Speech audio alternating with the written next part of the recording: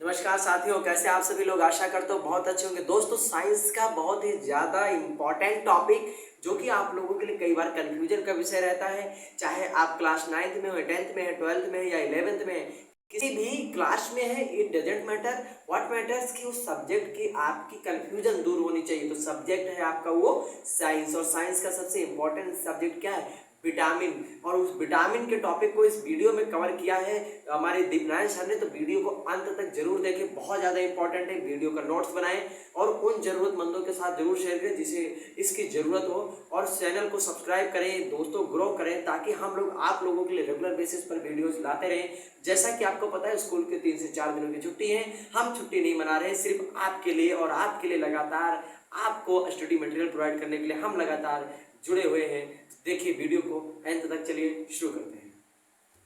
नमस्कार साथियों, मैं स्वागत करता हूं आप सभी का हमारे इस यूट्यूब चैनल।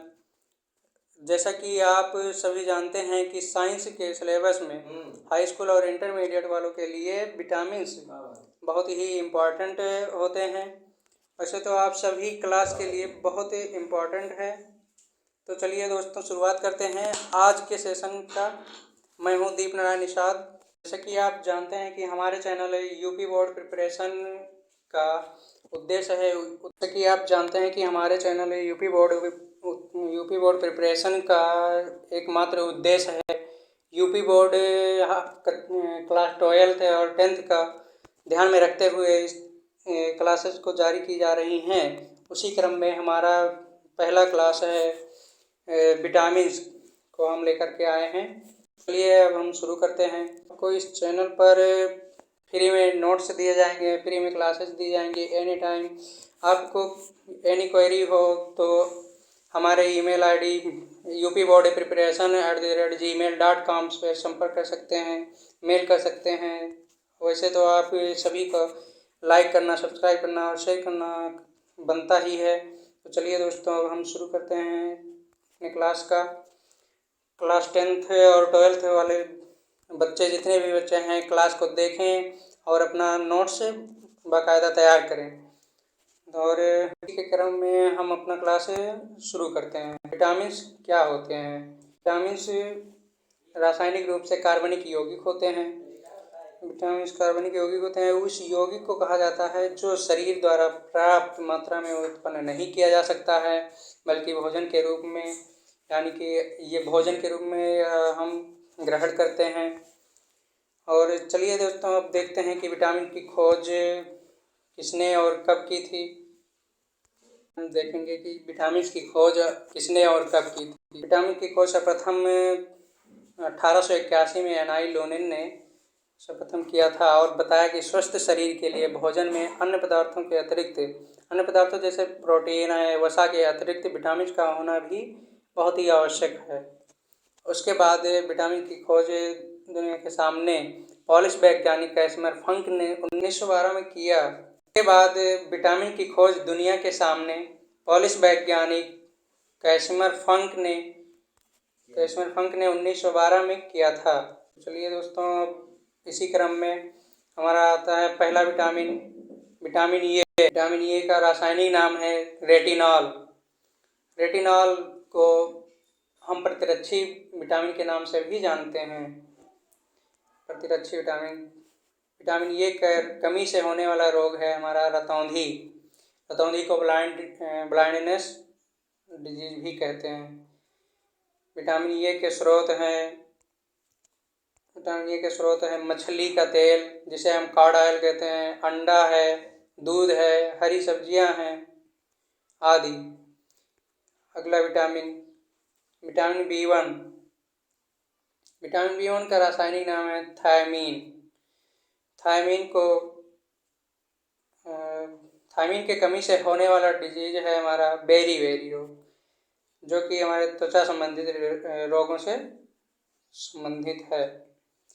विटामिन बी1 के स्रोत, विटामिन बी1 के स्रोत में आता है हमारा मूंगफली है, तेल है, तिल है, अंडा है, सब्जियां हैं। ये सभी विटामिन बी1 के स्रोत हैं। अगला विटामिन, विटामिन बी2। विटामिन बी2 को रासायनिक रूप से हम राइबोफ्लेविन के नाम से जानते हैं। राइबोफ्लेविन हमारा पाया जाता है गाय के दूध में, प्रचुर मात्रा में पाया जाता है गाय के दूध में। और विटामिन B2 के कमी से होने वाले रोगों में है सबसे पहला रोग त्वचा का फटना, जिससे झुर्री पड़ जाते हैं, आँखों का लाल होना। इसी क्रम में हमारा विटामिन B2 के स्रोत हैं खमीर। खमीर मीन्स होता है ईस्ट। ईस्ट जो कि डिस्टिलेशन कंपनियों और डिस्टिलेशन इंडस्ट्रीज में काफ़ी इसका अहम रोल है। और तो इसी क्रम में हमारा आता है विटामिन B3, जिसे हम निकोटिनिक अम्ल या नियासिन नाम से भी जानते हैं। विटामिन B3 के कमी से होने वाले रोगों में है सबसे पहला रोग पेलाग्रा, जिसे त्वचा संबंधित रोग होते हैं, त्वचा का दाग होना, सिंड्रोम है। और विटामिन B3 के स्रोत में है आलू, पत्तेदार सब्जियां जैसे कि पत्ता गोभी है, साग है। और चलिए दोस्तों अगला विटामिन देखते हैं, विटामिन B5। विटामिन B5 को पैंटोथेनिक अम्ल के नाम से भी जाना जाता है। पैंटोथेनिक एसिड के कमी से होने वाले रोग, बाल का सफ़ेद होना, इसका कॉमन डिजीज है। विटामिन B5 के स्रोत मांस है, दूध है, मूंगफली है, गन्ना है, ये सभी हमारे विटामिन B5 के प्रमुख स्रोत। क्रम में अगला विटामिन आता है हमारा B6, जिसको पायरिडॉक्सिन कहते हैं। इसकी कमी से होने वाले रोग में है सबसे पहले एनीमिया। एनीमिया मीन्स होता है हमारे शरीर में रक्त की कमी होना, यानी कि ब्लड फॉर्मेशन धीरे धीरे लूज होने लगता है, यानी कि कम होने लगता है। और B6 के प्रमुख स्रोतों में आता है, इसके प्रमुख स्रोतों में आता है हमारा यकृत है, यकृत मांस है, अंडा है। अगला विटामिन B7। विटामिन B7 को बायोटिन के नाम से भी जाना जाता है। इसे विटामिन B7 को H से भी डिनोट किया जाता है। विटामिन B7 के कमी से होने वाले रोगों में सबसे पहला है लकवा, जिसे आप लकवा को पैरालिसिस डिजीज भी कह सकते हैं, शरीर में दर्द होना, बालों का गिरना आदि। तो इसी क्रम में हमारा B7 का स्रोतों में है तो इसी क्रम में अगला विटामिन है हमारा B11। B11 को फॉलिक एसिड के नाम से जानते हैं। फॉलिक एसिड इसे फॉलिक एसिड को F से भी प्रदर्शित किया जाता है। फॉलिक एसिड के कमी से होने वाले रोग एनीमिया है, पेचिस है, पेचिस को जैसे डिसेंट्री भी कहते हैं। रक्त एनीमिया जैसे कि हम आपको पहले ही बता चुके हैं कि एनीमिया के होने से रक्त का फॉर्मेशन कम होता है। B11 के स्रोत हैं दाल है, सब्जियां हैं, सेम है, अंडा है। विटामिन B12 को रासायनिक रूप से हम साइनोकोबालामिन की कमी से होने वाले रोग हैं हमारा एनीमिया है, पांडु रोग है। ये प्रमुख स्रोतों में आता है मांस है, कलेजी है, दूध है। B12 को कोबाल्ट का प्रमुख स्रोत माना जाता है, क्योंकि इसमें कोबाल्ट के यौगिक पाए जाते हैं। कोबाल्ट का एक कंपाउंड है B12। और विटामिन B को पूर्ण रूप से B कॉम्प्लेक्स कहते हैं, क्योंकि ये कई विटामिनों का समूह है। जैसे कि आप देख सकते हैं विटामिन B1 है, B2 है, B3 है, B6 है, B7 है, B11 है, B12 है। तो इसे हम कंबाइंड रूप से B कॉम्प्लेक्स विटामिन के नाम से भी जानते हैं। तो इसी के क्रम में अगला विटामिन हमारा आता है रासायनिक रूप से स्कॉर्बिक अम्ल के नाम से भी जाना जाता है।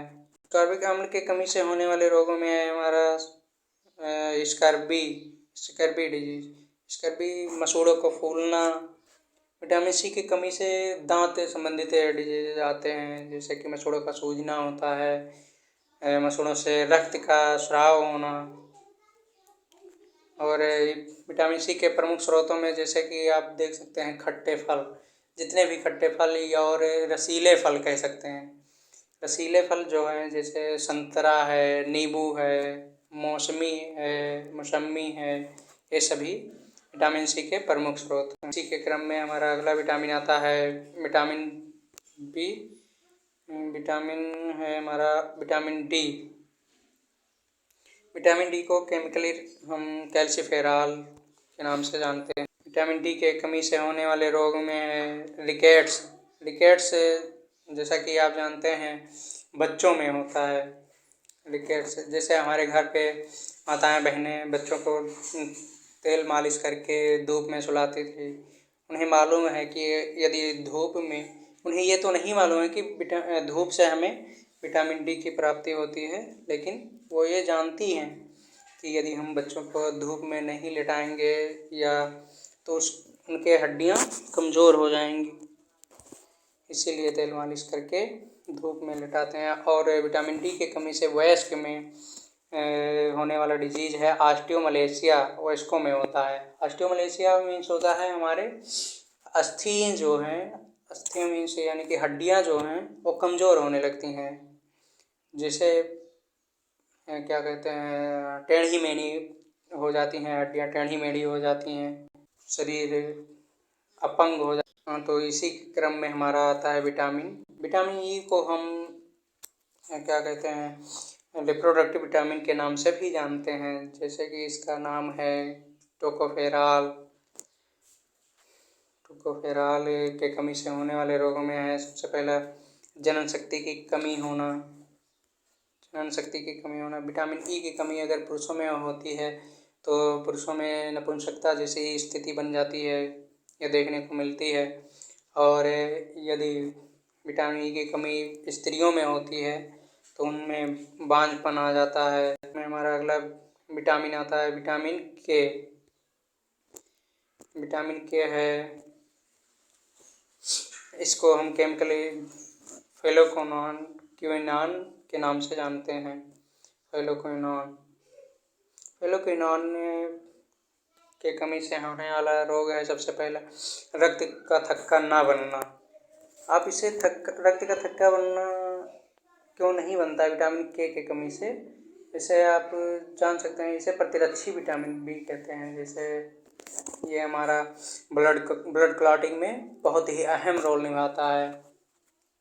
ब्लड क्लॉटिंग जैसे आप कहीं क्या कहते हैं कट गए या आपको कहीं कट मार लग गया शरीर में, तो वहाँ पे सबसे पहले विटामिन के, जिसे हम फाइब्रिनोजन के नाम से भी जानते हैं। फाइब्रिनोजन मतलब होता है ये विटामिन हमारा फाइब्रस विटामिन है, जिसके प्रमुख स्रोतों में आता है हमारा हरी सब्जियां हैं और फाइब्रस सब्जियां, जैसे कि कह लीजिएगा पत्तेदार सब्जियां हैं, पत्तेदार जैसे कि साग है, सरसों के साग है, ये सभी विटामिन के प्रमुख स्रोत। चलिए दोस्तों, हमारा विटामिन यहाँ पे समाप्त होता है। अगला स्लाइड है हमारा एक्सरसाइज। हम कुछ महत्वपूर्ण प्रश्न लेकर के आए हैं आप लोगों के लिए, जो कि विभिन्न प्रतियोगी परीक्षाओं में पूछे जा चुके हैं। जैसे कि रेलवे है, एसएससी है, इसमें सभी में पूछा गया है इन प्रश्नों को।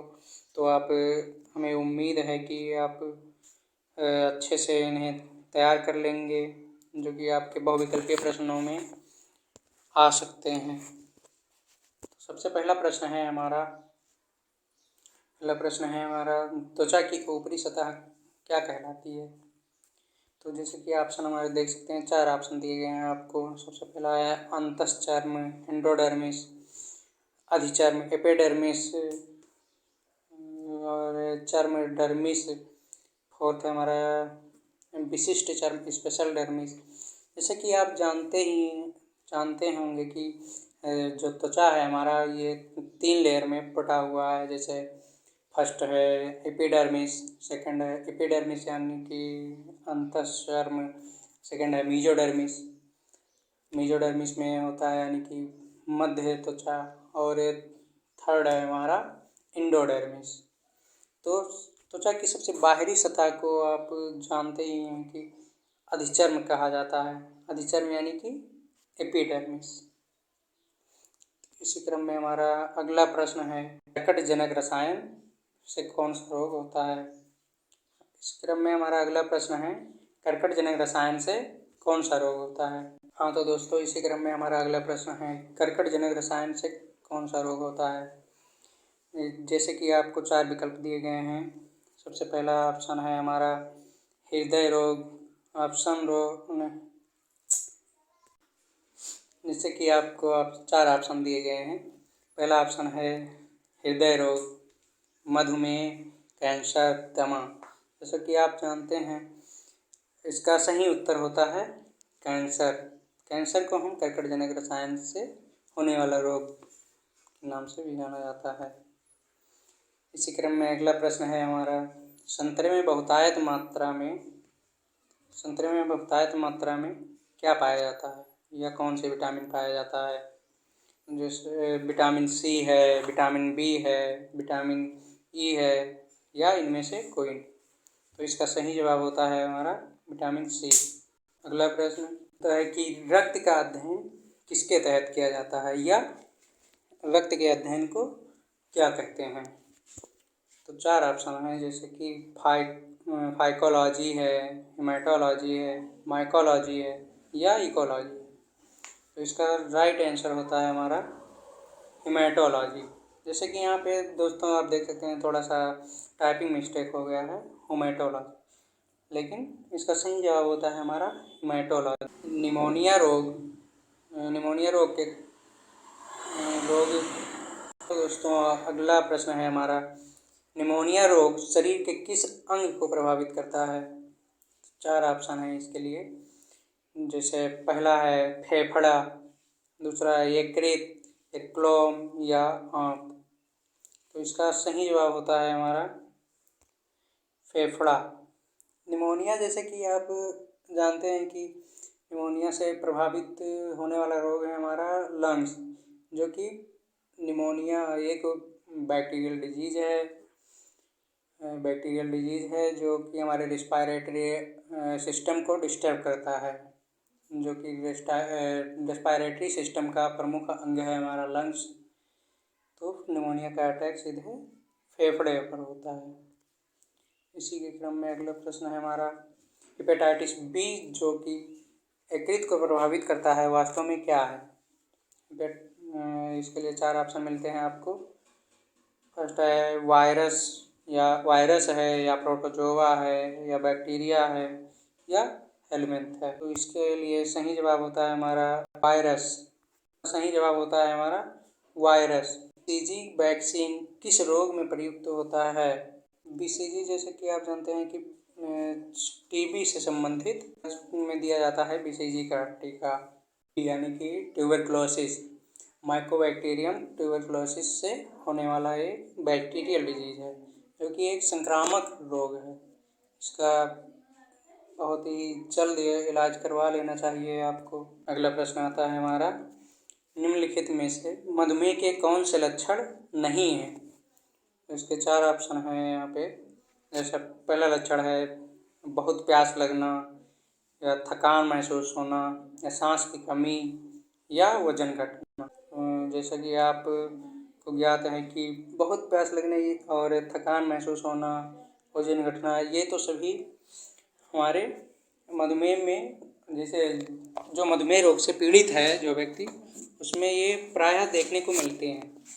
तो इसका सही जवाब होता है आपका सांस में कमी या सांस की कमी, जो कि एक ये दमा रोग का लक्षण है। प्रश्न है हमारा ताप ज्वर को कम करने के लिए निम्नलिखित में से कौन सी दवा इस्तेमाल की जाती है। ये हैं 4 ऑप्शन, ट्रेविकोलाइजर, एनेस्थेटिक, एंटीपायरेटिक्स या एंटीहिस्टामिन। तो इसका सही जवाब होता है एंटीपायरेटिक्स। अगला प्रश्न है हमारा, निम्न में से कौन सा बैक्टीरिया जनित रोग नहीं है। जैसे कि आप जानते हैं आंत, ज्वर, डिप्थीरिया, दमा, ये सभी हमारे बैक्टीरियल डिजीज हैं और बैक्टीरिया से होने वाला रोग नहीं है, ये हमें आपको बताना है। तो इसमें है सही उत्तर प्लेग जो है वो बैक्टीरिया जनित रोग नहीं है और सभी रोग बैक्टीरिया से होने वाले। साथियों, this is the end of this video. What have you to do? You have to subscribe this channel and you have to share this video with needy person, and you have to support this channel so that we can bring so many important videos for all of you. And by using that video, you can improve your preparation. You can add on something interesting in your preparation. So thank you so much. God bless you all. Meet you in next video.